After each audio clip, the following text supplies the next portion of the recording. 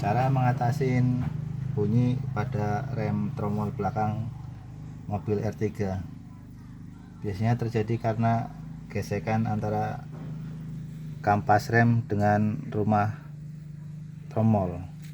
Cara mengatasinya yaitu dengan kita grease, yaitu pada bagian ini dan bagian gesekan tuas penarik tromol.